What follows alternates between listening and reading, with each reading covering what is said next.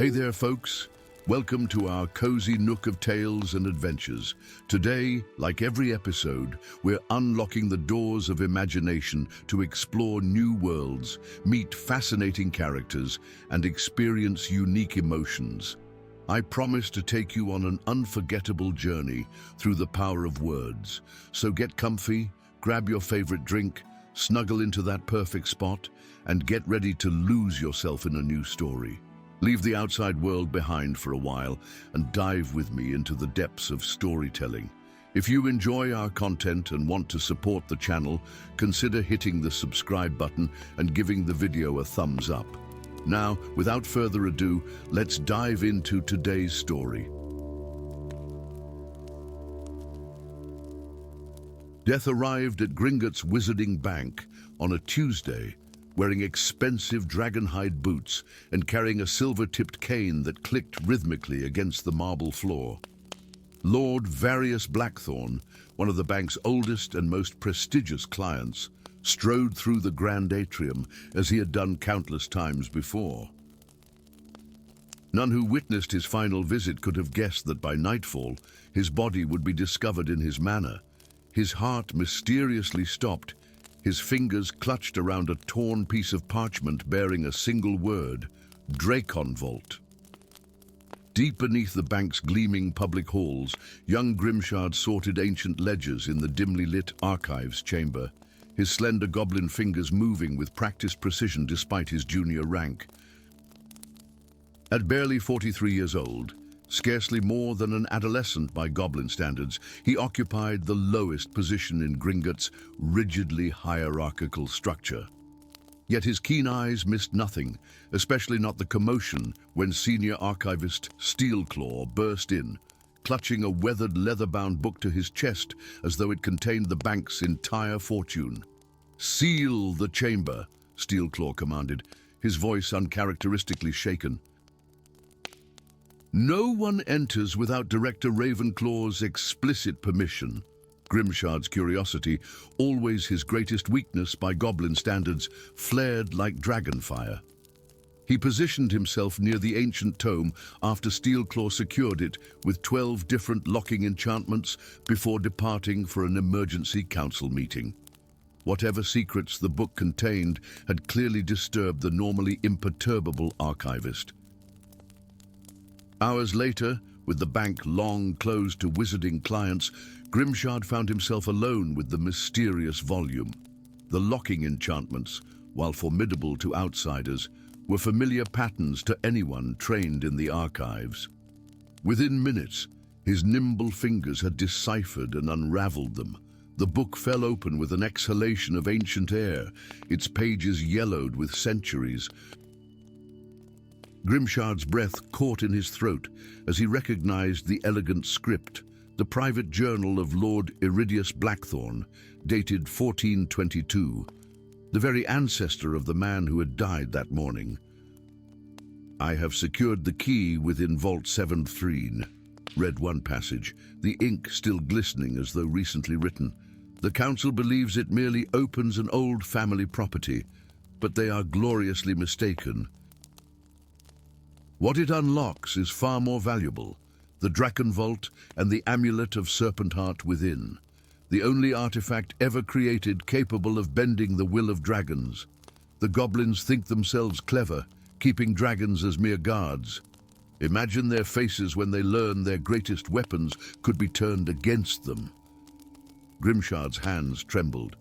Dragons were Gringotts' ultimate security measure, ancient beasts chained in the deepest vaults. If wizards possessed a means to control them, a shadow fell across the page. Curiosity is a dangerous trait for a junior archivist. Grimshard looked up into the stern face of Director Ravenclaw, the bank's highest authority. Behind him stood 5 members of the Goblin High Council, their expressions unreadable in the flickering lamplight. I was merely..." Grimshard began, but fell silent under their collective gaze. "You were merely discovering what we had hoped to keep contained," Director Ravenclaw said, his voice surprisingly gentle, "the secret of Vault 713. The eldest councillor, Grimjaw the Ancient, stepped forward. Lord Various Blackthorn's death was no coincidence. He came today to access Vault 713 after generations of his family had forgotten its significance. Someone else has rediscovered the secret. The amulet of Serpent Heart must be secured before it falls into the wrong hands, another councillor added. We need someone to venture into the deep vaults, beyond where any wizard has ever been permitted. Someone expendable, a third councillor muttered, eyeing Grimshard pointedly. Director Ravenclaw silenced them with a raised hand. Someone unknown, someone whose absence won't be immediately noticed. Someone, his gaze locked with Grimshard's, with the curiosity to find what others would miss. And so it was decided. Grimshard would descend to retrieve the key from Vault 713, then venture into the uncharted depths of Gringotts, where even most goblins had never traversed. But he would not go alone. Ilara Nightshade waited in the predetermined alcove, 3 levels below the main bank floor, her dark robes helping her blend into the shadows. As a witch banned from Wizarding Society for her controversial research into forbidden magic, she had not set foot in Gringotts for 7 years. Now, she stood in its hidden depths, recruited by a secretive message bearing the seal of the Goblin High Council. "You're the witch?" Grimshard asked as he approached, unable to hide his surprise at her youth. He had expected someone ancient and gnarled, not a woman barely 30 with intelligent eyes and a determined set to her jaw. "And you're the goblin they've sent to certain death," she replied with surprising frankness. "Let's skip the formalities. I know why I'm here. You need someone who understands magic beyond ministry-approved spells. Someone willing to defy wizard-made laws to protect something greater." Grimshard nodded cautiously. Vault 713 contains a key to an artifact called the Amulet of Serpent Heart. It can control dragons, she finished. "Yes, I know the legends. What your council may not have told you is why I was really banished from Wizarding Society. I specialized in draconic magic, communication with dragons, understanding their ancient power. The ministry deemed it too dangerous.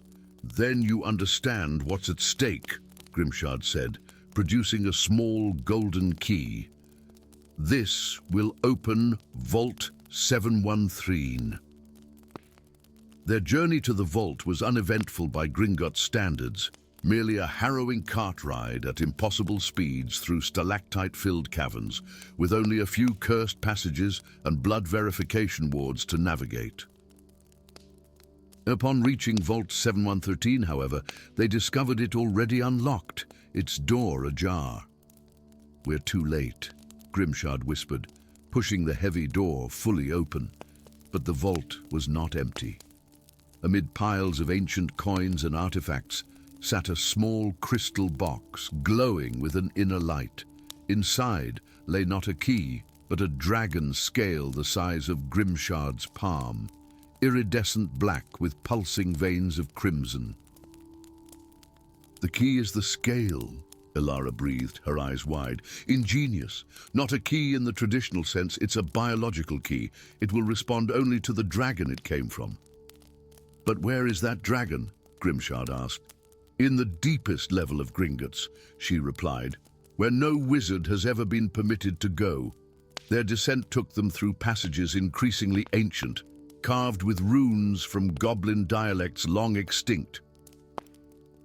The architecture changed from the precise stonework of Upper Gringotts to rough-hewn caverns that predated the bank itself, perhaps even predating wizard-goblin relations altogether. They encountered their first guardian at the Archway of Truth, a stone sentinel with rubies for eyes that demanded payment in memories.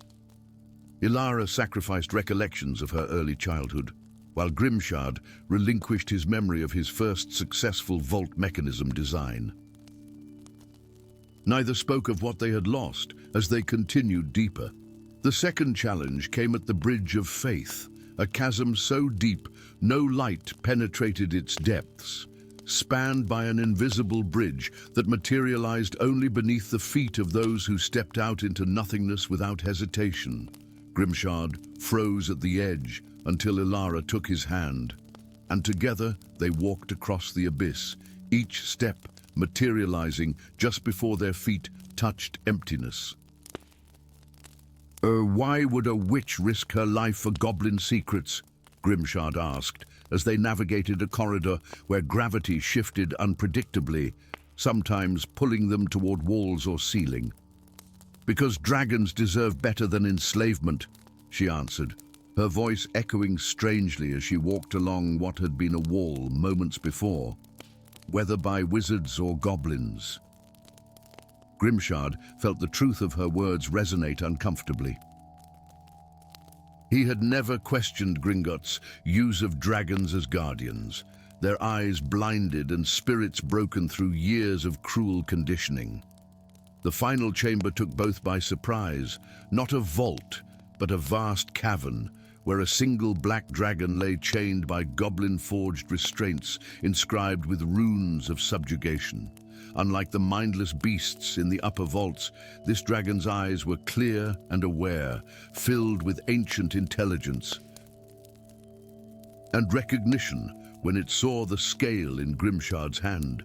"The last of the elder worms," Ilara whispered in awe. "I thought they were extinct." Before they could approach, a slow clapping echoed through the chamber. From behind an outcropping of crystal stepped Director Ravenclaw, flanked by goblin guards bearing weapons of silver and obsidian. "Well done, Grimshard," the director said with a cold smile.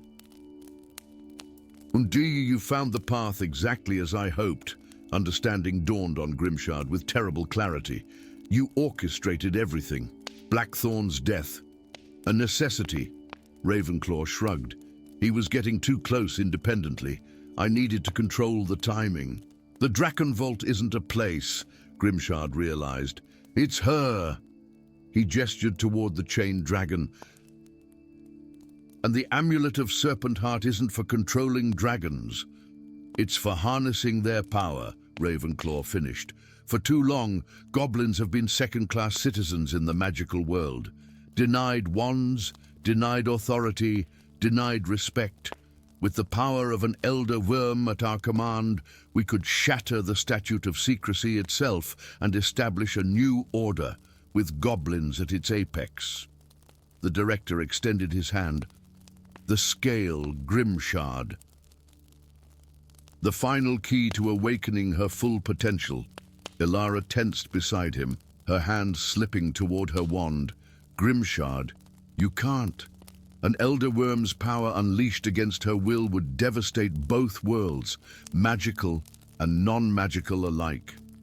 Grimshard looked between the director, representative of everything he had been raised to respect in goblin society, and the witch, an outsider who nonetheless spoke truths that resonated in his heart. Then his gaze met the ancient dragon's, and in those depthless eyes he saw not a beast, but a being of wisdom and power, unjustly imprisoned.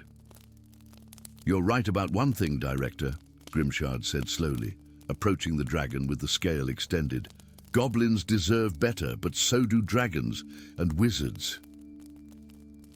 We all deserve better than endless cycles of subjugation and revenge." Before anyone could stop him, he pressed the scale against the central binding rune on the dragon's restraints.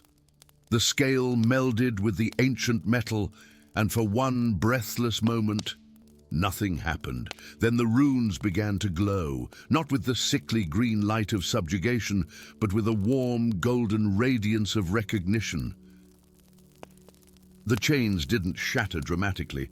They simply ceased to be, dissolving into motes of light that swirled around the chamber. The elder worm rose to her full height, towering above them all. Ravenclaw and his guards retreated, raising their weapons defensively. But rather than attacking, the dragon lowered her massive head until her eye was level with Grimshard. "You have freed me without seeking to control me." Her voice resonated directly in their minds. Such wisdom is rare among the short-lived races. "What happens now?" Grimshard asked, aware he had just upended centuries of goblin tradition and probably ensured his own exile. "Now, little lockbreaker," the dragon replied, with what might have been amusement, "we negotiate a new compact. One that honors the ancient pacts between dragons, goblins, and wizard kind that your ancestors forgot. One that remembers that we were allies once, before fear turned us into master and slave." As dawn broke far above, Ilara and Grimshard stood witness to the beginning of a conversation that would eventually transform Gringotts and the relationship between magical beings forever. The secret of Vault 713 had never been about control at all, but about remembering a time when different magical races had stood together as equals. And perhaps, with courage and wisdom, they might do so again. Story 2. Gold never lies. This was the first principle taught to every goblin accountant at Gringotts, a truth as fundamental as the ancient marble columns that supported the bank's grand atrium. Gold spoke only in certainties, in precise weights and measures, in the clear language of value. Gold was constant, unchanging, until the day it wasn't.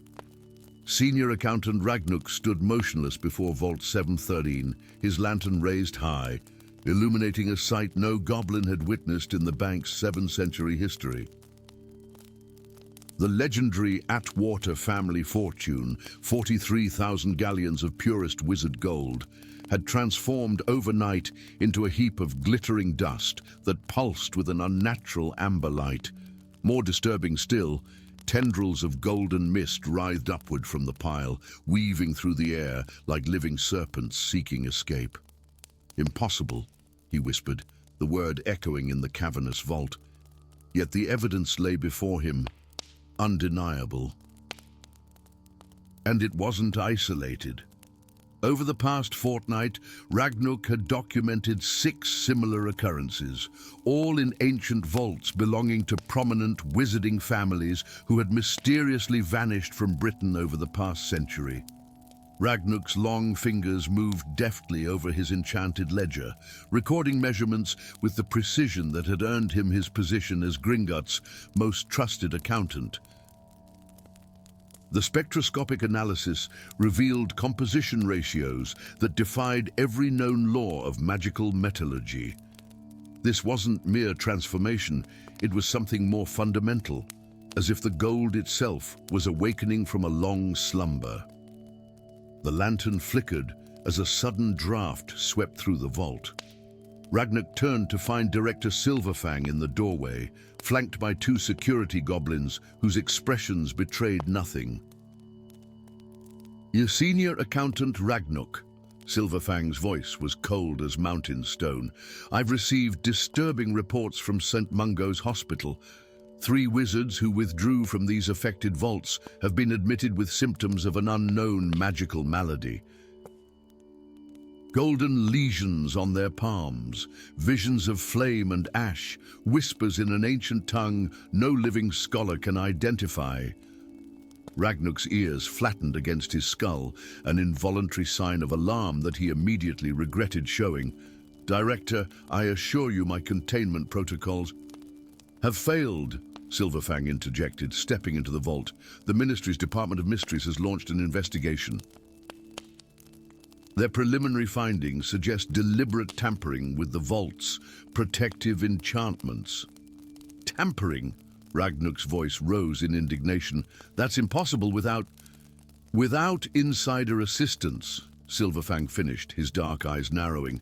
"Without a senior goblin with access to the ancient ward's registry." The accusation hung in the air between them, as tangible as the golden mist still swirling overhead. "The Wizengamot has issued a warrant for your questioning," Silverfang continued. "Representatives will arrive within the hour.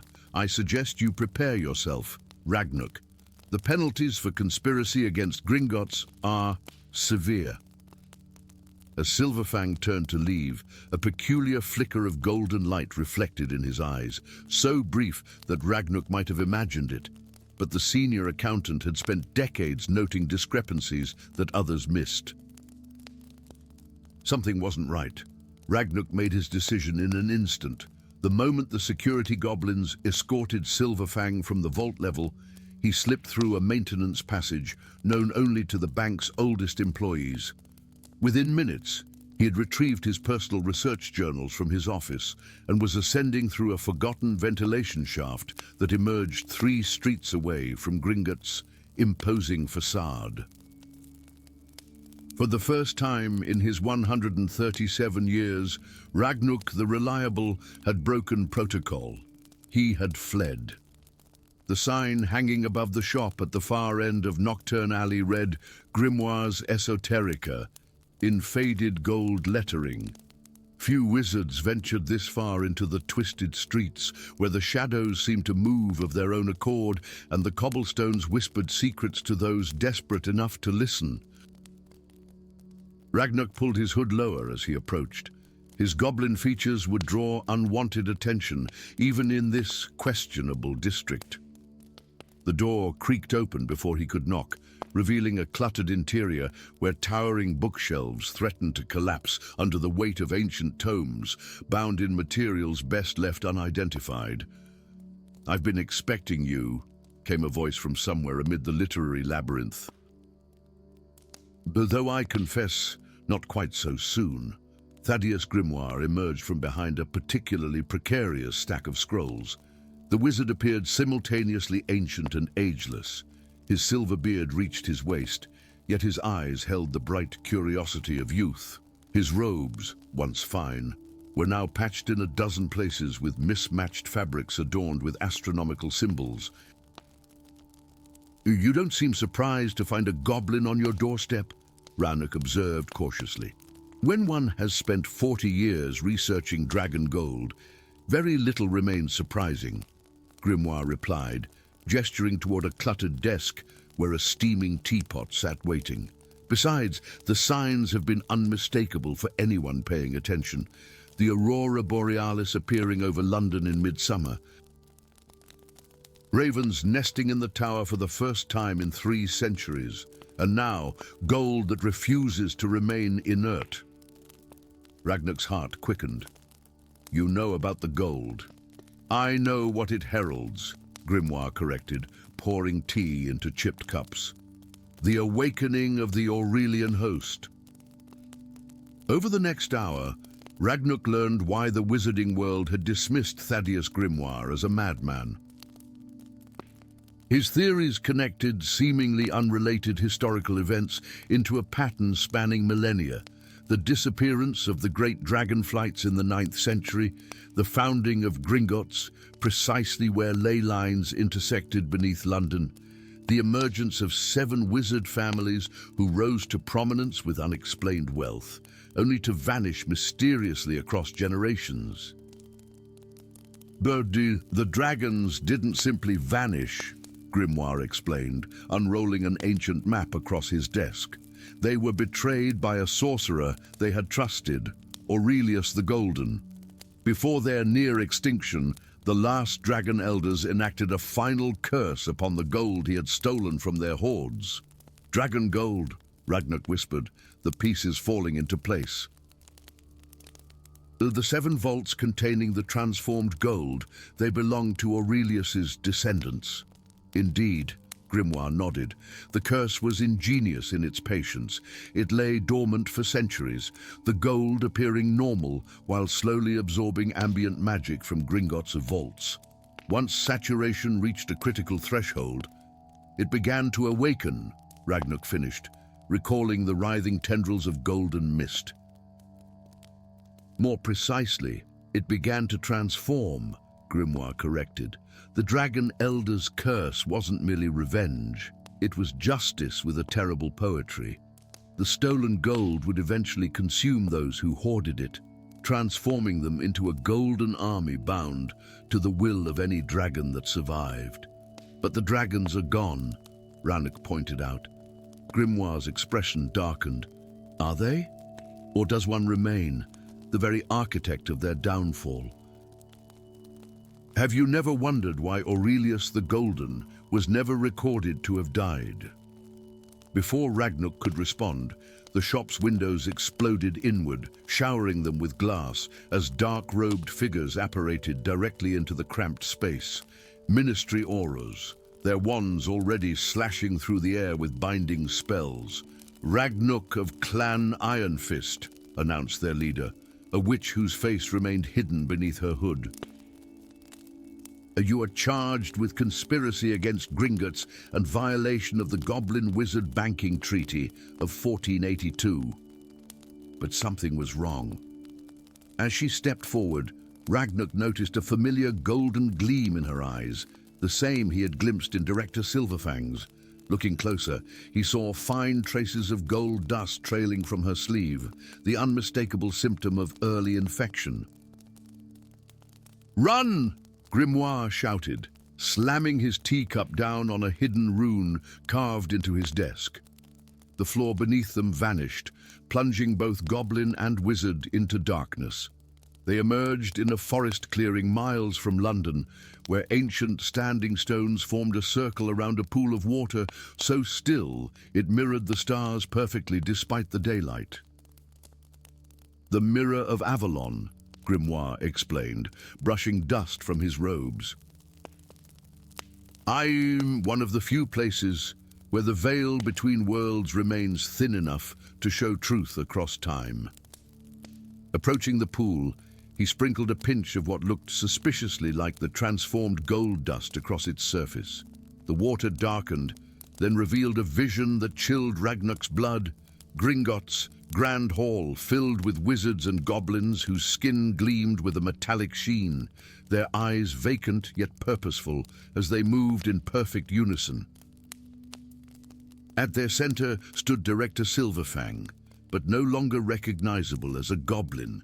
His form had elongated, features sharpening into something reptilian yet humanoid, his skin completely transmuted to living gold.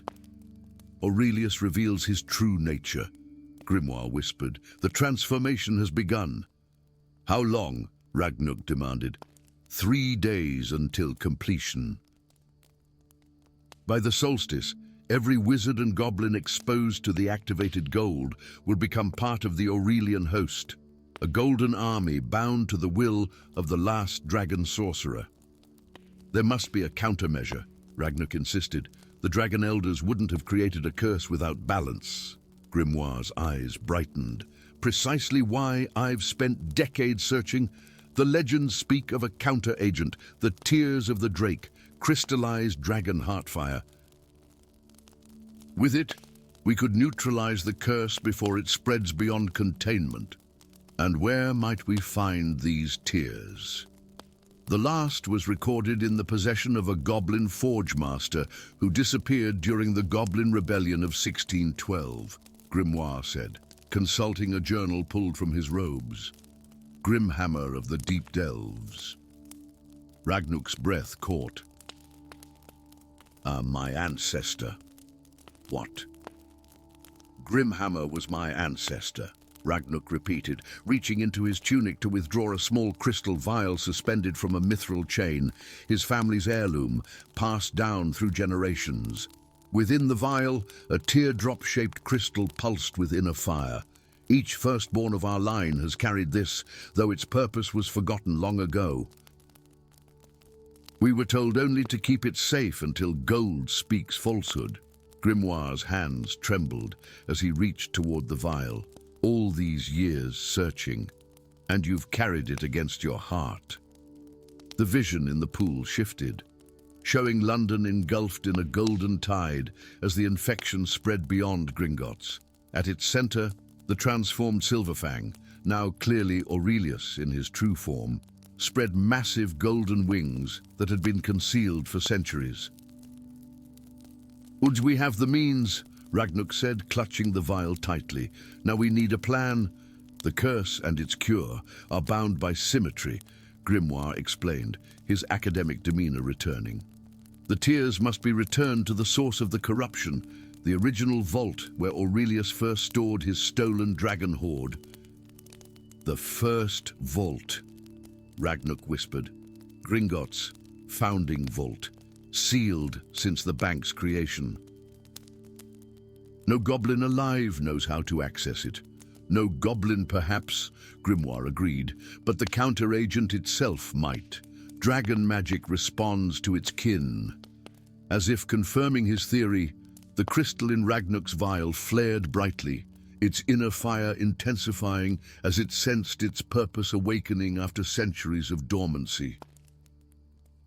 Ragnuk stared into the depths of the tear, seeing reflected there not just fire, but a vision, a map of passages beneath Gringotts that no modern chart recorded, leading to a vault door bound with enchantments beyond either wizard or goblin understanding. We'll need to infiltrate a bank now controlled by Aurelius's puppets, Ragnuk said grimly.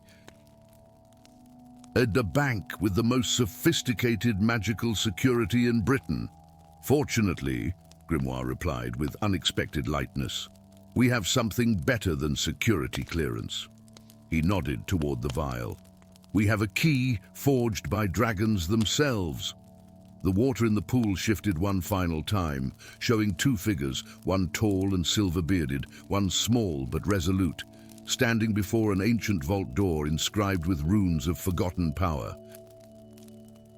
Whether this vision showed possibility or prophecy remained unclear, but as Ragnuk met Grimoire's determined gaze, one truth emerged with crystal clarity. The fate of two magical races now rested in the unlikely alliance between a disgraced goblin accountant and a wizard historian whom nobody believed, until now, when belief might be all that stood between the world and a golden apocalypse. Gold never lies, Ragnuk muttered, repeating the old goblin adage. But sometimes it keeps secrets that should remain buried. As dawn broke over the ancient standing stones, goblin and wizard began planning their impossible heist. Not to steal gold, but to save magic itself from the curse that had waited 1,000 years to awaken. Story 3. The ancient key gleamed with impossible brilliance in Lyra Silverbane's palm, its silver surface untarnished despite centuries buried in her grandmother's vault. Intricate runes spiraled along its shaft, shifting and rearranging themselves as if alive, forming patterns that whispered of forgotten magic. Unlike the brass keys that Gringotts typically issued, this one was crafted of goblin silver with a handle shaped like a raven in flight, its single ruby eye gleaming with an inner light that seemed to pulse in rhythm with Lyra's heartbeat. She said you'd come for it eventually, the solicitor had told her after the funeral, his voice hushed with reverence as he pressed the key into her hand. Your grandmother insisted this belonged to you alone. She said, when the last Silverbane holds the key, the truth will finally be unlocked. Now, standing in the marble halls of Gringotts as wizards and witches bustled around her on their daily business, Lyra felt the weight of those words.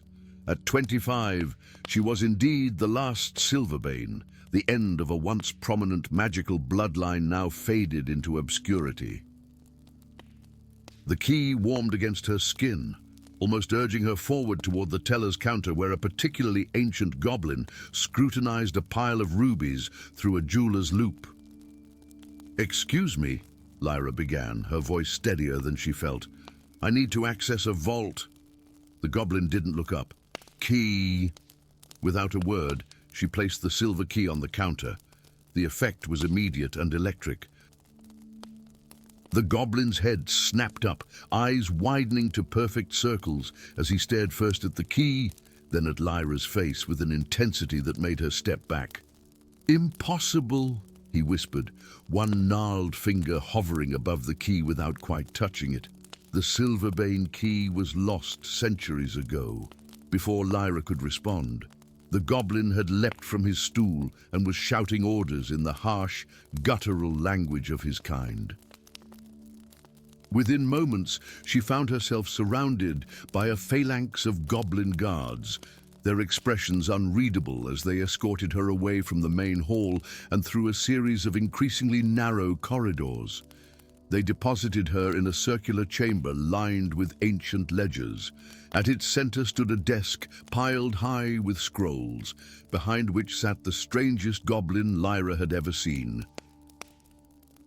Unlike his brethren with their severe expressions and immaculate attire, this goblin wore spectacles perched precariously on his long nose and a coat patched in multiple places. Most shocking of all, a small stack of wizard novels sat openly on his desk. "So," he said, looking up from a particularly ancient tome, "the last Silverbane appears at last." His voice carried none of the usual goblin gruffness, instead lilting with curiosity. "I am Irongrim, keeper of forgotten records, and you, I presume, are unaware of what you carry."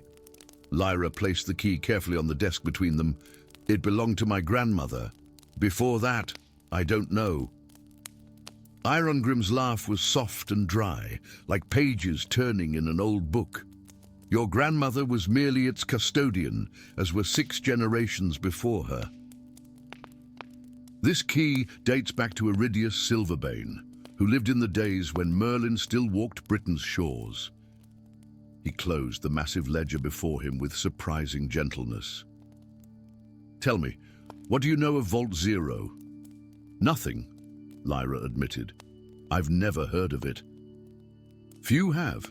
It exists in no official record, appears on no map of Gringotts." Irongrim removed his spectacles, polishing them on his sleeve. "It is, by conventional standards, impossible. A vault that exists outside normal space, accessible only through specific means at specific times." The key began to glow more intensely on the desk between them, casting strange shadows across the chamber's walls. "And this opens it?" Lyra asked. "It does more than that," Irongrim replied, rising from his seat. "It proves your right to access what lies within. The question is whether you're prepared for what you'll find. Deep beneath the lowest levels of Gringotts, where even the oldest vaults were merely recent additions, Lyra followed Irongrim through tunnels that seemed to shift and change with each step. The walls themselves appeared fluid, sometimes stone, sometimes crystal, occasionally transparent enough to reveal impossible vistas, vast underground oceans, fields of luminous flowers, cities built by no human hand. "Temporal distortion," Irongrim explained, noticing her wonder. "Vault Zero exists at the nexus of multiple timelines. What we're seeing are echoes of what might have been or might yet be." "Why would my ancestor create such a thing?" Lyra asked, her fingertips trailing along a wall that momentarily showed a battlefield where wizards and goblins fought side by side against a darkness that consumed the sky. Irongrim's expression grew solemn. "Iridius Silverbane understood something few wizards ever have. That memory is the most valuable currency of all. More precious than gold, more powerful than enchanted artifacts. They arrived at what appeared to be a dead end, a wall of obsidian so perfectly polished it reflected their images with mirror-like clarity.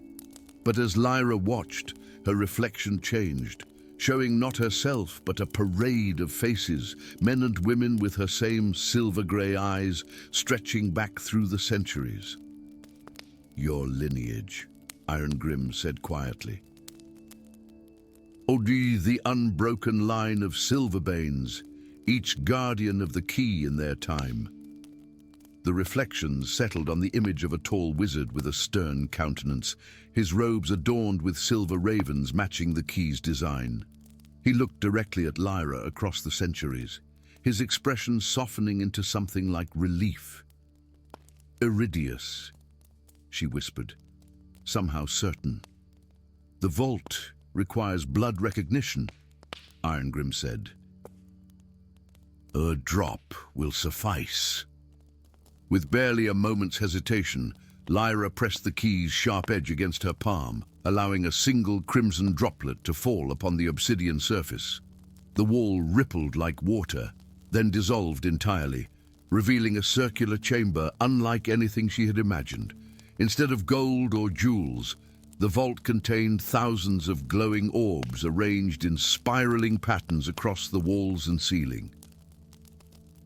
Each sphere contained swirling mist in different colors, some bright as sunlight, others dark as the deepest night. At the center of the room stood a pedestal bearing a shallow stone basin, carved with runes matching those on the key.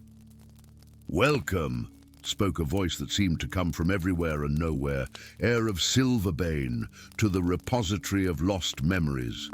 Irongrim dropped to one knee, his head bowed. "The Guardian awakens," he murmured. "It has been 3 centuries since it last spoke." The voice continued, seeming to emanate from the very air around them. Iridius Silverbane and Graknor the Wise forged a pact in the days when the divide between goblin and wizard grew wide with mistrust. Together they created this vault to preserve what would otherwise be lost. Memories stolen, secrets buried, truths suppressed. One of the glowing spheres detached from the wall, floating gently toward Lyra. Within its misty confines, she glimpsed fleeting images, a council chamber where goblins and wizards sat as equals, signing a document that burst into golden flame upon completion. "The true history of our peoples," Irongrim breathed, rising to his feet with reverence in his eyes. "The original covenant, erased from official records when the Ministry of Magic was first established." "But why hide it?" Lyra asked, reaching toward the sphere but not quite touching it. "Because knowledge is power," the voice answered, "and those who seize control of the narrative could not allow the truth to persist. That goblin and wizard magic once flowed together in harmony. That your kinds were intended to be stewards of different but complementary magical domains." More spheres descended, each containing fragments of hidden history, the founding of Gringotts not as merely a bank, but as a nexus of shared magical research. The creation of artifacts, requiring both forms of magic, treaties betrayed and alliances forgotten. "And beneath Gringotts lies something older than either of our civilizations," the voice continued as a particularly large sphere approached the pedestal. "An entity from the dawn of magic itself, slumbering since time immemorial.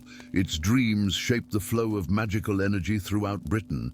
Some call it a deity, others a primordial force, the wellspring of magic." The sphere burst, its contents flowing into the basin on the pedestal. Within the silvery liquid, Lyra saw a vast chamber far deeper than even their current location. At its center lay a swirling vortex of pure magical energy that seemed to pulse like a heartbeat. For centuries, a secret sect of goblins has planned to awaken and control this entity, the voice revealed. And they call themselves the Keepers of the Eternal Flame, and they believe its power should be reclaimed exclusively for goblin kind. Irongrim's expression darkened with shock. "The High Prelate Razortooth leads that sect now. He recently gained access to the deep vaults after centuries of political maneuvering." "Why are you showing us this?" Lyra asked, her voice barely above a whisper. "Because the awakening has begun," the voice answered gravely. "And because the Silverbane bloodline and certain goblin lineages, including yours, Irongrim of the Bookkeepers, were designated as the true guardians should this day ever come. The entity was never meant to be controlled, but harmonized with. Its awakening should herald a new age of magical cooperation, not conquest." The basin's contents shifted again, revealing a horrifying vision of London consumed by wild, uncontrolled magic, buildings twisted into impossible shapes, magical creatures running rampant through streets filled with confused muggles, the statute of secrecy shattered beyond repair. This is what Razortooth's actions will unleash within days, if unopposed, the voice warned. Not the controlled power he envisions, but chaos that will consume wizard and goblin alike. Lyra looked at Irongrim, seeing her own determination reflected in his eyes. What must we do? First, you must understand your heritage, the voice answered as the key in Lyra's hand began to transform, elongating into a silver staff topped with the raven emblem. Iridius was more than a wizard diplomat. He was a memory keeper, able to navigate the corridors of time locked within stolen memories. This gift flows in your blood, dormant until now. The staff gleamed in the ethereal light, responding to Lyra's touch as if it had always been hers. And you, Irongrim, the voice continued, descend from Graknor's line, keepers of knowledge deemed dangerous by both societies. Your ability to translate forgotten languages and interpret ancient magics will be essential. The basin's surface rippled again, this time showing a map of pathways beneath Gringotts, routes unknown even to the bank's current goblin administrators. Together you must reach the Wellspring Chamber before the upcoming lunar eclipse 3 days hence, when Razortooth plans to complete the awakening ritual, the voice instructed. You will face challenges designed to test both goblin and wizard abilities, for the original architects intended that only through cooperation could the deepest levels be accessed. Lyra's mind reeled with the magnitude of the task before them. Why us? Surely there are more powerful wizards, more influential goblins, because only those untainted by prejudice can succeed, the voice answered simply. The Wellspring responds not to power, but to harmony. This is why Iridius ensured the key would pass through generations until it reached one who could truly see beyond the artificial divisions between magical peoples. As if responding to these words, the countless memory spheres around the chamber began to glow more intensely, their light converging on Lyra and Irongrim. I offer you the knowledge contained within this vault, the voice said. Memories of those who walked these paths before, wisdom from both your peoples that has been deliberately forgotten. With this, you may stand a chance against what awaits. The light engulfed them both, and Lyra gasped as centuries of hidden knowledge flowed into her consciousness. Spells long forgotten, secrets of goblin metallurgy, the true history of magic in Britain, unfolding like a vast tapestry in her mind. When the light faded, she found herself changed, not physically, but with an awareness that stretched beyond her former understanding. Beside her, Irongrim too stood straighter, his eyes bright with newfound purpose. The path ahead is perilous, he said, no longer the eccentric record keeper, but a warrior of knowledge ready for battle. Razortooth's followers guard every approach to the Wellspring. Lyra gripped her staff, feeling its power resonate with her own. Then we'll make new paths, she replied, the inherited memories of her ancestors bolstering her courage. After all, that's what our families have always done. As they prepared to leave Vault Zero, the voice spoke one final time. Remember, heiress of Silverbane, the greatest magic has always come not from domination, but from the space between different kinds of power. It is in the harmony of differences that true strength is found. The obsidian wall reappeared behind them as they stepped through, sealing the ancient vault once more. But this time, Lyra carried its secrets within her, and with them, perhaps, the hope of rewriting the future that awaited the magical world above. Story 4. The ancient clock tower of Westminster shuddered as its massive hands froze at precisely 13 minutes past midnight, a 13th hour that should not exist. Across London, witches and wizards paused in their evening activities as a peculiar sensation washed over them, like the world had briefly slipped out of alignment. In the nearby Thames, water momentarily flowed upstream, while in Diagon Alley, shop windows displayed impossible reflections of scenes from centuries past. The disturbance lasted only seconds before reality reasserted itself, but those sensitive to magical currents knew something fundamental had been disturbed in the arcane bedrock of the city, deep beneath the crooked streets of Wizarding London, far below the polished marble floors of Gringotts Wizarding Bank. Senior Goblin Steeljaw stood alone in a chamber few of his kind had ever entered. His claw-like fingers traced ancient runes, carved into a circular obsidian platform, his face illuminated by the soft blue luminescence pulsing within the stone. The magical equilibrium chamber, accessible only to those of his position, contained instruments measuring the subtle balance of magical energies flowing through the city above. Tonight, those instruments showed unprecedented fluctuations. "Impossible," he muttered, baring jagged teeth in a grimace. The needle on the largest device, resembling a cross between an astrolabe and a barometer, trembled dangerously close to a section marked with warning symbols. Steeljaw had overseen the division of magical equilibrium for 73 years, and never had the readings approached such dangerous levels. 3 levels above, amid the usual bustle of the bank's midnight audit, Steeljaw's arrival from the restricted lower chambers caused an immediate ripple of tension. Junior goblins scattered from his path as he marched toward the administration hall. His ceremonial silver medallion, marking him as Chief of Equilibrium, glinting ominously in the lamplight.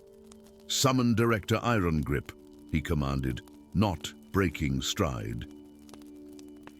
"And prepare a comprehensive audit of all high-security vaults.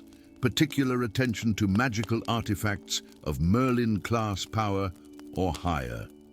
Within hours, Steeljaw's suspicions were confirmed by a discovery that defied all security protocols established since Gringotts' founding. Magic was vanishing from secured objects without physical theft, like water evaporating from a locked container, leaving the vessel untouched but empty of essence. "The 17 artifacts affected so far," Steeljaw reported to the assembled Goblin High Council, his gravelly voice echoing in the circular chamber, "including the Orb of Marduk, the Everest Crystal, and most concerning, the Thorn Codex." Director Irongrip's already severe expression darkened further. "The security implications are catastrophic. If word spreads that we cannot protect magical essence, our reputation is secondary," Steeljaw interrupted, earning shocked gasps from the traditionalists.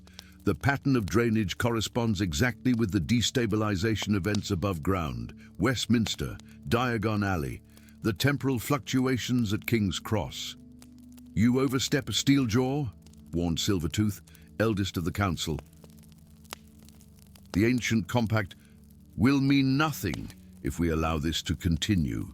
Steeljaw placed both palms on the obsidian table.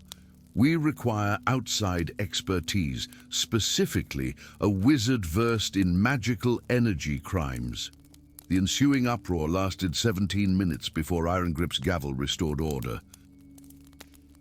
"Who would you recommend that possesses both the requisite knowledge and the discretion this matter demands?" Steeljaw's answer provoked even greater consternation: Archibald Wintermere.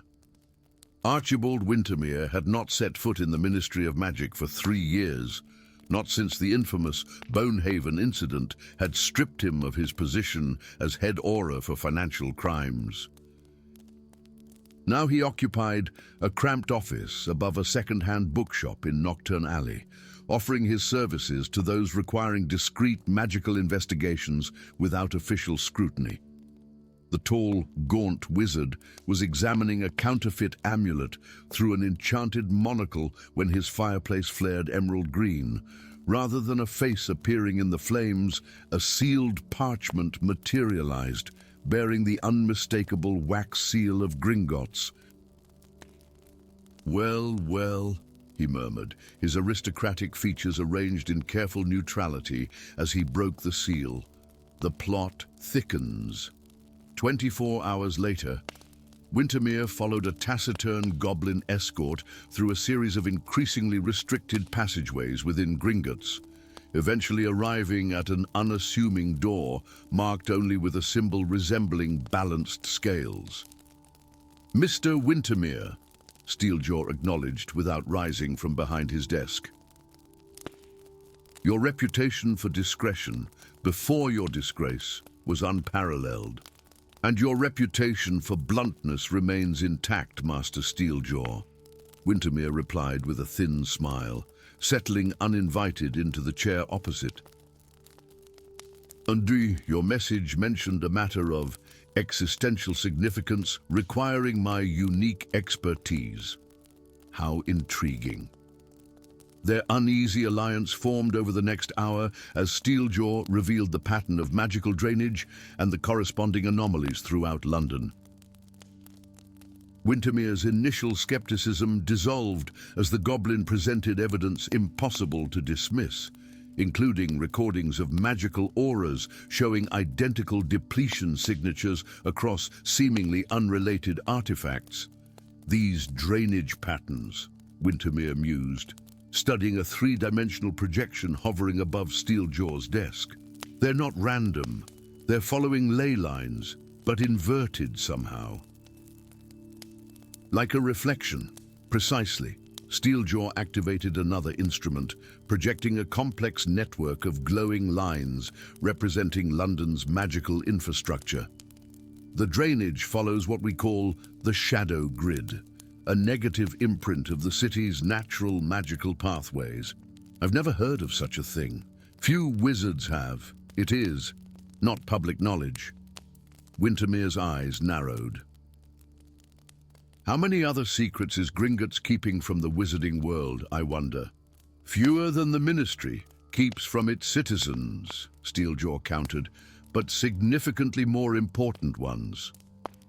Their investigation led them through the labyrinthine depths of Gringotts, where vaults gave way to chambers of increasing antiquity.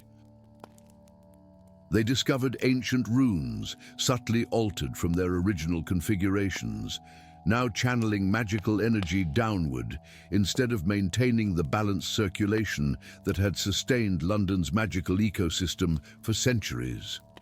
"These modifications are recent," Wintermere observed, examining chisel marks on a stone archway. "Within the last year, but made to appear ancient." "Masterful work. Only a goblin metallurgist of exceptional skill could accomplish such forgery," Steeljaw agreed grimly. "And only a wizard with intricate knowledge of rune lore could repurpose the symbols so effectively." Their suspicions were confirmed when they intercepted correspondence between Lord Augustus Blackthorne, a prominent Wizengamot member with radical views on magical expansion, and Grim Dagger, a disgraced goblin artificer exiled for experimental metallurgy that violated the ancient codes. As they pieced together the conspiracy, London's magical disruptions intensified. Reports reached them of spontaneous transfigurations in Muggle areas, time distortions affecting the night bus routes, and most alarmingly, the partial breach of the Statute of Secrecy when Hogwarts Castle briefly became visible to Muggle aircraft. The breaking point came during their examination of the bank's deepest level, the foundation chamber where Gringotts' original cornerstone had been laid. As Steeljaw deciphered inscriptions predating modern gobbledygook, the chamber began to tremble. "It's not what we thought," he whispered, voice tight with dread. "Blackthorne and Grimdagger, they're not merely stealing magic. They're waking it. Waking what? Wintermere demanded, steadying himself against a column. Steeljaw's eyes reflected ancient fear. The reason Gringotts was built, the entity beneath. The chamber's central floor dissolved into a swirling vortex of darkness, shot through with veins of golden light. From within came a sound, not quite a voice, but a presence expressing itself through vibrations that resonated in bone rather than ear. Gringotts was never primarily a bank, Steeljaw explained, backing away from the expanding vortex. Banking was the perfect cover, a reason to build upon this spot, to construct layers of protection and security, to establish goblin guardianship in perpetuity. Protection against what? Wintermere's wand emitted defensive spells automatically, responding to the magical pressure building around them. We don't have a name for it. The ancient texts call it the devourer of magic, the equalizer, the void between stars, a primordial entity that feeds on pure magical energy drawn to earth eons ago when magic first emerged in living beings. The vortex widened, revealing glimpses of something vast and incomprehensible beneath, a presence that seemed to exist in dimensions beyond normal perception. Our ancestors, goblin and human alike, cooperated to bind it beneath layers of counterbalancing enchantments. Gringotts' true purpose was to serve as both prison and regulator, channeling just enough magical energy to keep it dormant while preventing it from consuming the world's magic entirely. Understanding dawned on Wintermere's face. And now Blackthorn and Grimdagger are feeding it directly, disrupting the balance. For power, Steeljaw nodded. They believe they can control it, harness its abilities to remake magical society according to their vision. They cannot comprehend its true nature. As if summoned by their realization, Lord Blackthorn and Grimdagger appeared at the chamber's far entrance, leading a group of followers, both human and goblin. Their expressions shifted from triumph to horror as they beheld the awakening entity. "You're too late, Steeljaw," Grimdagger called, though his confident tone belied the fear in his eyes. "The Equalizer awakens, and with it, a new era of magical sovereignty." "You fool," Steeljaw growled. "It cares nothing for your political aspirations. It hungers only for magic itself, all magic, without distinction or mercy." The confrontation that followed was brief but catastrophic. Spells and goblin curses flew across the chamber as the entity's influence spread, distorting reality around them. Wintermere's aura training proved invaluable as he dueled Blackthorn, while Steeljaw faced his traitorous counterpart. Yet it was not combat that decided the outcome, but knowledge. As the entity's tendrils reached toward the surface world, Steeljaw made his choice, breaking centuries of goblin secrecy to reveal the chamber's true function. The cornerstone," he shouted to Wintermere, pointing to an unassuming block half hidden in an alcove. "It's the focal point of the binding, the runestone array." Understanding instantly, Wintermere fought his way to the cornerstone, combining his wizard's approach to magic with Steeljaw's ancient goblin knowledge.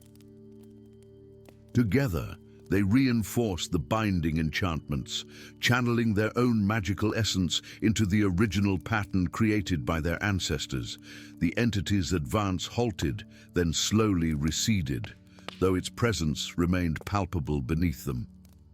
Blackthorn and several conspirators lay unconscious, overcome by the magical backlash, while Grimdagger and others had fled. In the aftermath, as ministry officials swarmed the bank's upper levels and emergency measures restored London's magical stability, Steeljaw and Wintermere stood alone in the now sealed foundation chamber. "The world cannot know," Steeljaw said quietly. "Not everything. The panic would be devastating." Wintermere nodded slowly. "But some must know. The old ways are forgotten, the knowledge that goblins and wizards once worked together as equals, as guardians. Perhaps, Steeljaw conceded, looking older than his considerable years. A middle path, then. The Goblin High Council and select ministry officials, a renewed commitment to the ancient compact, and a new partnership, Wintermere added, extending his hand in the human gesture of agreement. After a moment's hesitation, Steeljaw clasped it with his own clawed fingers. Beneath them, London's magical currents resumed their proper flow, the balance temporarily restored. But in the deepest foundation stone, a single rune continued to pulse with ominous light, a reminder that some forces can never truly be conquered, only contained, and only through vigilance and cooperation, long forgotten by the world above. Story 5. The golden galleon spun 3 times on the weathered oak counter before settling with an ominous finality. Its edge gleamed unnaturally in the dim light of the leaky cauldron, capturing the attention of every patron as if by enchantment. The coin's surface rippled like liquid metal, revealing a shifting image, a majestic tower crumbling into dust beneath a moonless sky. 3 days later, the North Tower of Hogwarts collapsed without warning or explanation. Within the marble halls of Gringotts, chaos reigned. Goblins scurried through labyrinthine corridors, their usually measured steps now frantic, their guttural voices raised in discord. Deep within the administrative chamber, Master Irongrip slammed his gnarled fist upon an ancient desk inlaid with runes that pulsed with each impact. 6 prophecies fulfilled. 6, he snarled, jagged teeth gleaming. Our reputation crumbles with each coin that surfaces. Find the source, Razorclaw, or watch centuries of goblin banking supremacy vanish like morning mist. Razorclaw stood impassive, his scarred face betraying no emotion.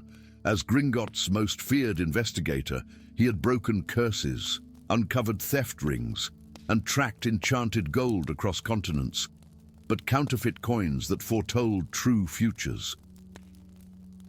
This was unprecedented. The latest specimen, Irongrip continued, sliding a sealed crystal box across the desk. Inside lay a galleon indistinguishable from standard currency, save for the faintest shimmer across its surface. Our metallurgists are baffled. Only one speaks of possibilities, though her theories border on heresy. And who might that be? Razorclaw's voice rasped like blade against stone. The new hire. The witch. Irongrip practically spat the word, Morgana Ravenscar. The Department of Experimental Metallurgy occupied the 13th sub-level of Gringotts, where the caverns grew warm from proximity to the Earth's molten heart. Morgana Ravenscar stood bent over an arcane apparatus, her silver-streaked black hair falling across her face as she muttered incantations. Around her, floating orbs of magical light cast prismatic patterns across walls, lined with strange instruments and bubbling crucibles. Your reputation precedes you, Investigator Razorclaw, she said without looking up. I wondered when they would send you to interrogate me. Razorclaw narrowed his eyes. You are remarkably calm for one under suspicion. Finally, she raised her head. Her eyes, one emerald green, the other silver, gleamed with intelligence and something else, amusement perhaps, or defiance. I'm calm because I'm innocent, she replied, straightening to her full height. And because I know what these coins truly are, which makes me your only ally in this investigation. Razorclaw circled her workstation, noting the ancient texts on temporal metallurgy and forbidden alchemical processes. Enlighten me, then. These aren't counterfeits in the traditional sense, Morgana explained, gesturing toward the sealed box in Razorclaw's claws. They're genuine Gringotts gold, but altered at a fundamental level, infused with temporal essence. They don't merely predict the future, they crystallize possibilities, forcing one outcome from many. Impossible, Razorclaw growled. Such magic would require access to the source of time, she finished, her mismatched eyes locking with his, which means your culprits are within Gringotts itself, with access to levels even you don't know exist. The descent took 7 hours, past the deepest vaults, through passages unmarked on any official chart, guided by Morgana's arcane calculations and Razorclaw's preternatural sense for hidden mechanisms. Their uneasy alliance was fraught with mutual suspicion, he watching for any sign of betrayal, she keeping her most crucial theories close. How does a witch come to know pathways hidden even from senior goblins? Razorclaw demanded as they reached a vast circular door embedded in living rock, its surface crawling with runes that shifted and rearranged themselves continuously. My grandmother was Cassandra Trelawney, Morgana answered, tracing symbols in the air that mirrored those on the door. She didn't just see the future, she understood its architecture. Her journals contained references to the temporal forge beneath Gringotts, though most dismissed them as the ravings of a seer gone mad. The massive door shuddered and began to rotate, revealing a golden light that seemed to pulse with the rhythm of a colossal heartbeat. "Welcome," Morgana whispered, "to the birthplace of destiny."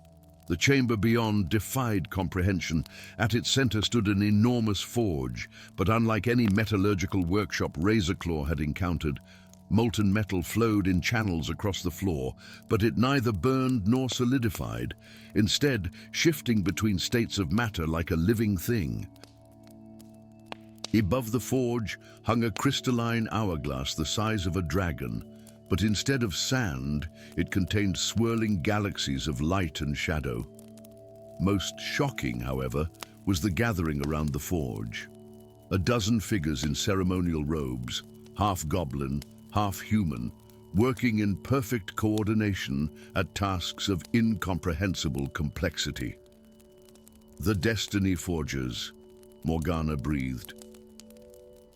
A figure separated from the group, a goblin ancient beyond reckoning, his skin like parchment stretched over bone, eyes milky white yet seeing in ways beyond mere vision.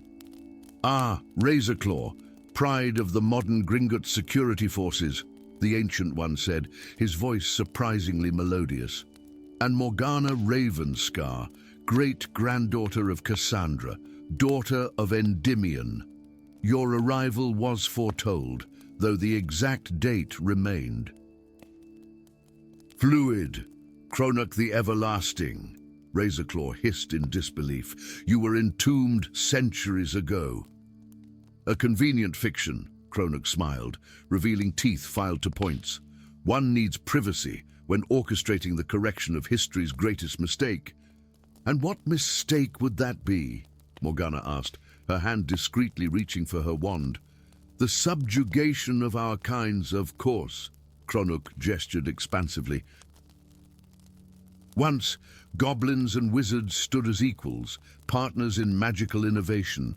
Then came the wand wars, the treaties, the relegation of my people to roles as bankers and metalworkers." He approached a basin of swirling, liquid time essence. "But history is malleable to those with proper tools. Each coin we forge and release creates ripples, small alterations that converge toward a new reality." The tower was merely a demonstration. "Soon, we reshape the foundations of magical society itself." "You're tampering with time," Razorclaw growled. "The consequences are calculated," interrupted a witch stepping forward, her features bearing striking resemblance to Morgana. "Each alteration is precisely calibrated." Morgana gasped. "Aunt Celine, you died when I was a child." "In one timeline, yes." Celine Ravenscar smiled coldly. "In another, I discovered texts leading to Cronach and his vision. Reality is negotiable, niece." "Enough talk," Cronach declared. "You two face a choice. Join us in forging a more equitable destiny, or become casualties of historical revision." What followed was chaos incarnate. Morgana's shield charm deflected the first barrage of spells, while Razorclaw hurled enchanted daggers that disrupted the Forge's arcane geometry. The Destiny Forgers responded with magic that warped perception and reality, corridors stretching impossibly, gravity shifting without warning. Their desperate flight took them through vaults containing fragments of alternate realities, chambers where goblin kings ruled wizarding London, where dragons served as sentient guardians rather than enslaved beasts, where the boundaries between magical species had dissolved into harmony or hardened into more terrible hierarchies. "They're not just planning revolution," Morgana gasped as they barricaded themselves in a temporal pocket vault. "They're experimenting with possible futures, selecting the one that suits their vision, regardless of the cost to others." Razorclaw examined a wall of prophecy coins, each showing a different potential outcome. The arrogance to believe they alone should determine the course of history. "Isn't that what the Ministry does? What Gringotts does?" Morgana challenged. "And a powerful institution shaping the world through policy and finance." Razorclaw's expression darkened. "Perhaps, but gradual change allows for correction. Their method, immediate, irrevocable transformation, offers no chance to address unforeseen consequences." A thunderous crack signaled the barrier's imminent failure. Cronach's voice echoed through the disintegrating shields. "You cannot escape the inevitable." Morgana clutched her pendant, a small hourglass filled with silvery sand. "My grandmother's last gift," she whispered. "She said it would show me the truest path when time itself became uncertain." The pendant glowed, illuminating runes hidden in the vault's architecture. Razorclaw recognized them instantly. "Foundational stabilizers," he breathed. "They anchor the entire temporal system." Understanding dawned in Morgana's mismatched eyes. "If we can't stop them from changing history, we ensure all possible futures remain possible." Razorclaw finished, as the barrier shattered and the Destiny Forgers poured through. Morgana and Razorclaw struck simultaneously, her wand and his blade touching the central rune. Golden light exploded outward, cascading through the temporal forge in waves of coruscating energy. Cronach's anguished cry echoed through collapsing timelines. "What have you done?" "Not eliminated your vision," Razorclaw answered calmly as reality rippled around them. "You simply ensured it must be earned rather than imposed." The temporal forge transformed, its energies no longer channeled into coins, but dispersed throughout the fabric of Gringotts itself. The prophetic galleons would remain, Morgana realized, but now they would show many possible futures rather than forcing a single one, reminding all who encountered them that destiny remained unwritten. In the aftermath, as Ministry officials swarmed the newly discovered sub-level and temporal specialists catalogued the phenomenon, Razorclaw found Morgana staring contemplatively at the transformed forge. "We didn't stop them entirely," she said quietly. "Some changes they initiated will continue rippling outward." "True," Razorclaw acknowledged. But now those ripples will compete with countless others, shaped by choices made by all magical beings, not just a select few. A messier outcome than either side wanted, Morgana observed. Razorclaw's scarred face formed what might have been a smile. "The truest destinies usually are." Story 6. Deep beneath the marble floors of Gringotts Bank, where the air hung heavy with ancient magic and the whispers of forgotten oaths, the torchlight cast long shadows against walls that had stood for millennia. Here, in the lowest reaches where even senior goblins rarely ventured, the vaults were not numbered but named, their designations lost to all but the most ancient of records. It was in these depths that Nick's Copperpaw's life would forever change, as destiny and ancestry converged in the quiet darkness of an abandoned corridor. Nix was not a goblin of particular importance. His copper-flecked eyes, unusual among his kind, and his slender build made him better suited for accounting than the warrior traditions many of his brethren followed. As a junior auditor tasked with verifying the integrity of the deepest vaults, he was accustomed to the silence of the ancient chambers, to the weight of secrets pressing against the enchanted doors. What he was not accustomed to was finding a vault that appeared on no ledger, sealed with magic so old it made the air shimmer. The door bore no name, only a symbol, a balanced scale with a drop of blood on one side and a mountain of gold on the other. Something about it called to him, resonating with the copper flecks in his eyes, drawing him forward against all training and protocol. Ancestral recognition, he whispered to himself, recalling the oldest security measures mentioned only in historical texts. His hand moved of its own accord, pressing against the cold metal. The door recognized something in his blood, in his lineage, and with a sound like a final breath being released, it opened. Unlike the treasure-filled chambers that surrounded it, this vault contained only two items centered on a pedestal of black marble, a single gold coin that gleamed with unnatural brightness, and beside it, a yellowed scroll sealed with wax, the color of dried blood. Nix approached cautiously, his accountant's mind already cataloging the anomalies. The coin bore no mint mark, no sovereign's profile, only intricate runes that seemed to shift when viewed directly. The scroll's seal depicted the same balanced scale as the door. "This can't be right," he muttered, reaching for the logbook at his belt to record the discrepancy. As he leaned forward, his sleeve brushed against the coin, and it spun once on the pedestal before coming to rest. That single touch was enough. The coin flared with golden light, and the scroll's seal broke with a sound like shattering glass. As the parchment unfurled of its own accord, Nix felt a tremor pass through the very foundations of Gringotts. Names appeared on the scroll in glistening ink that seemed freshly written.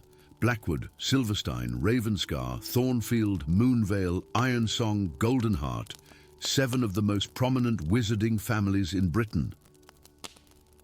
Nick staggered back as understanding dawned.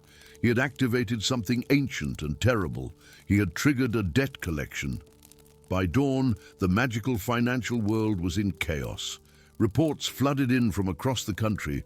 Vaults belonging to the 7 families were mysteriously emptying, their contents vanishing like smoke. The Daily Prophet's headline screamed, "Ancestral Curse or Master Heist." Gringotts security breached. Nix had fled, knowing that both goblin authorities and wizard investigators would soon trace the disturbance to his magical signature. The penalty for a goblin interfering with vault magic was worse than death. It was erasure from the clan records, eternal shame upon one's lineage. The narrow streets of Nocturne Alley offered temporary anonymity as he pulled his hood lower, trying to blend with the early morning shadows. He needed answers before he could even think about solutions. The scroll had burned itself into his memory, not just the names, but the fine script beneath them that spoke of restitution and balance restored. "You've caused quite the commotion, Master Goblin," came a voice from the darkness of a recessed doorway. "Those families are calling for goblin blood." "Your blood specifically." Nick spun, a small blade appearing in his hand, a reflexive action taught to all goblin youth regardless of their profession. The figure that emerged was tall and gaunt, a wizard with aristocratic features marred by a jagged scar that ran from temple to jaw. Despite the early hour and his apparent hiding place, he was dressed in finely tailored robes of midnight blue, though they showed signs of wear at the cuffs. "Thorn Blackwood," the man said with a mocking half-bow. Disgraced heir to one of the fortunes you've apparently decided to liberate. Nyx tensed, ready to flee or fight. How did you find me? The coin, Thorn replied simply. The moment you touched it, those of us with blood connected to the debt felt it. The others are too busy protecting what remains of their gold to follow the connection. I, however, have little left to lose. His smile was sharp as a blade, and much to gain from understanding what you've awakened. Against all reason and training, Nyx found himself following Thorn to a hidden study tucked behind an antiquarian bookshop.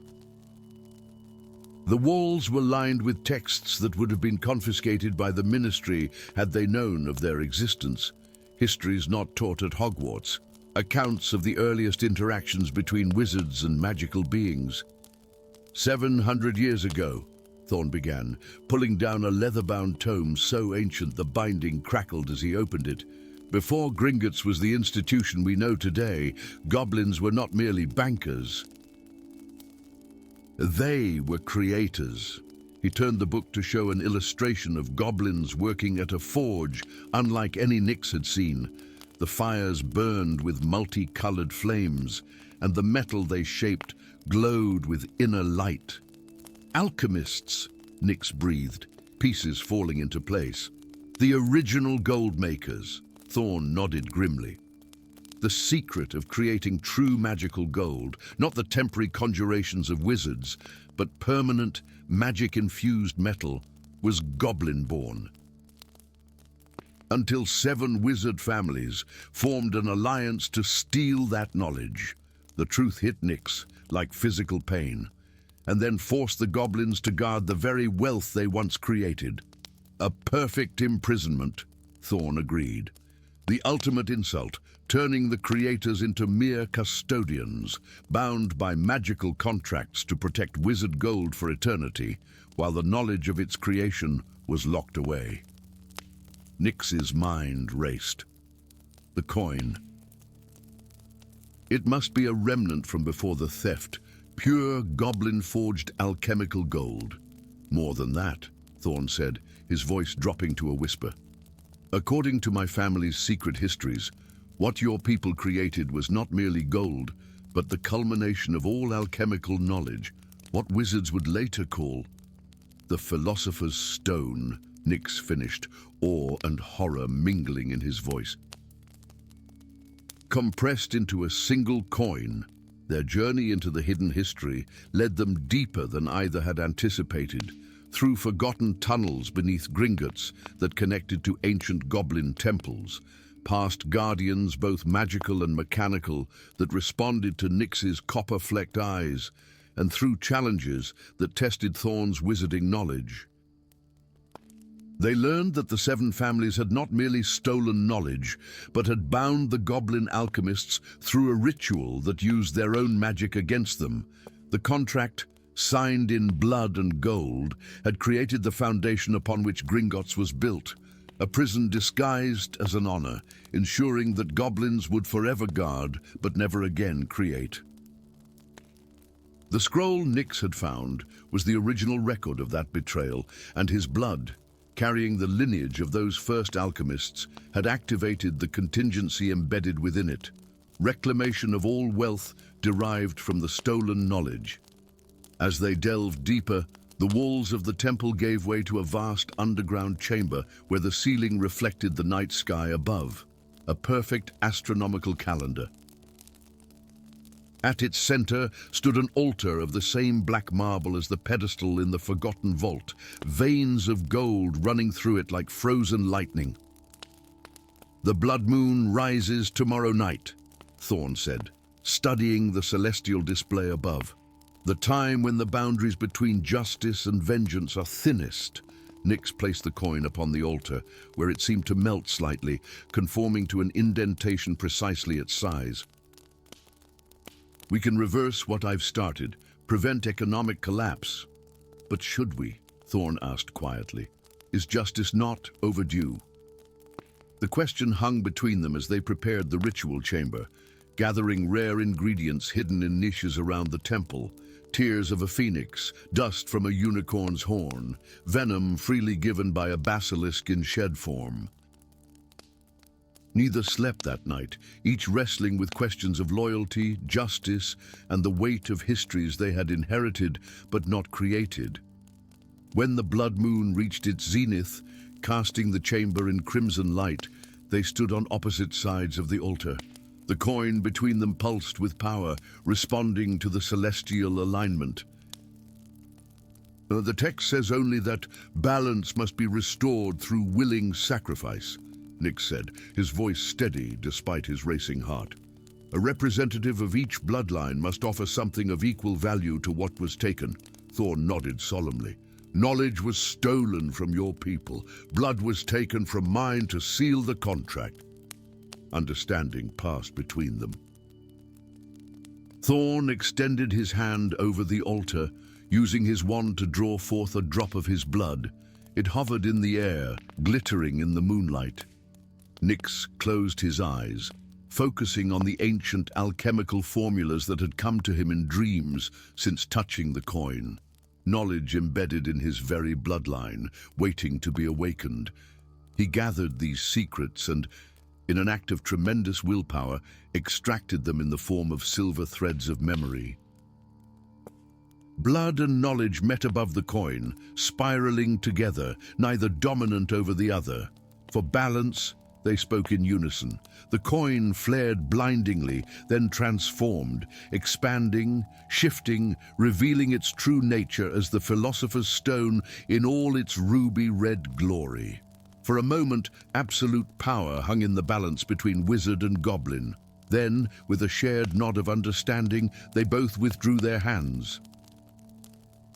The stone fractured, not in destruction, but in division, half its essence flowing into the foundations of Gringotts, restoring what had been stolen, but transforming it into something new. The other half dissolved into the air, knowledge returning to the world at large, belonging to neither race exclusively. As the magic settled around them, the economic chaos above began to stabilize, not with a return to the old order, but with a new balance forming. The 7 families would retain their standing, but with fortunes built on fair exchange rather than ancient theft. The goblins of Gringotts would remain bankers, but now as equal partners in the creation of magical wealth. Nyx looked at his hands, the copper flecks in his eyes glowing momentarily with inner fire. Not erased, he whispered, but transformed. Thorn's family scar had faded to a thin silver line.